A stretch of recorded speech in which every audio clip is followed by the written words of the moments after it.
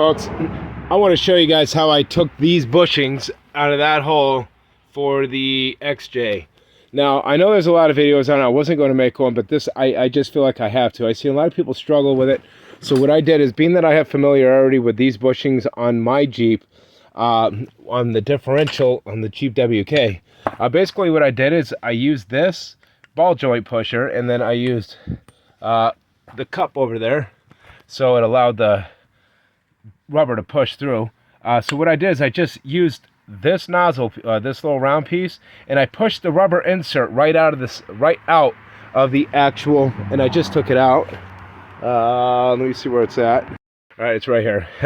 So what I did is I used that, right, and it pushed this right through the center. It was only attached in a couple spots. It wasn't even attached here, but it did manage to mangle it up there. So I went up pushing out the insert with this, tightening this up, and as you tighten it, it literally shoves this metal insert, and it pushes the rubber right out. And then after it pushes it out, this loses structural integrity.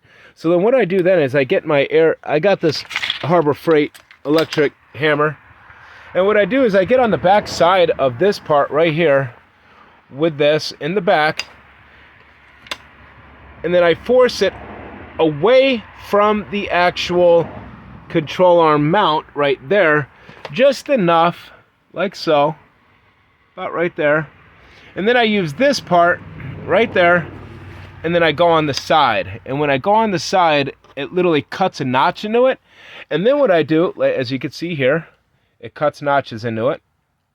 And what it does is, when you're going on the side like this, and you're using your screwdriver, or I got smart enough to get one of these electric hammers work just as good as an air hammer. It's just air hammers, I think, have a little more oomph. Anyway, what it does is, when you're going from the side, it's spinning this. And when it spins it, it breaks the seal and the bond that it has on the upper control arm mounts. Now, I was assuming that this was going to be a solid piece all the way through, but it was not. This bushing is actually what fills in the hole in the middle.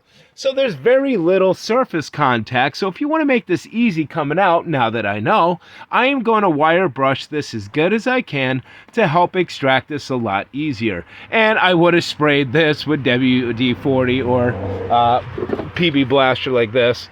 And then I would have sprayed it in the center and help it push right out. So now that you guys actually have an understanding that when you're looking in the center there, it's actually hollow. This bushing goes in the middle of those holes.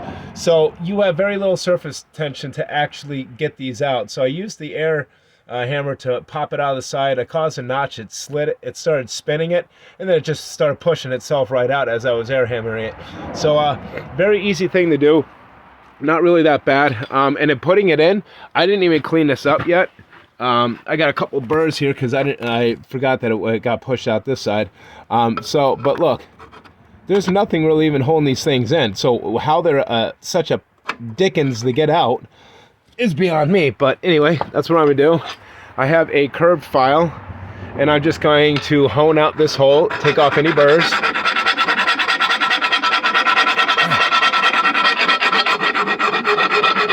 Not trying to remove metal, I'm just trying to remove the burrs. A little bit right here.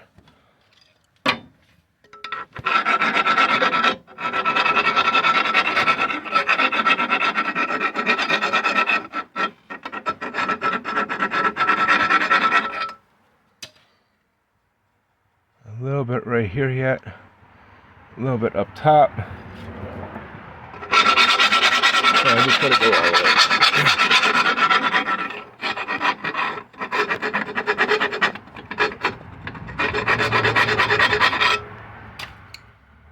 Perfect. Now I should be able to push this right back in with no problems. Hit it in with a hammer, or repress it in with the ball joint thing, but just got to make it level to this end. You don't have to push it out all the way far, but there's a backing plate, which is this piece right there. Once that back piece right there, that ring, hits this part right here, then you're pretty good. It goes in, and that's as far as it goes. So it'll be real easy to put back in, guys. It's more it's more of a, you watch the videos and you freaking think you bit off more than you could have chewed. But unfortunately, like I said, I literally pushed out the rubber thing. This gets weaker enough for you to be able to push the metal in with no problem without the rubber fighting against it. So I pushed the center out, and then I just put a hole and it spins it. When it spins it, it breaks the seal and it pushes right out. So super easy, guys. It's not that hard.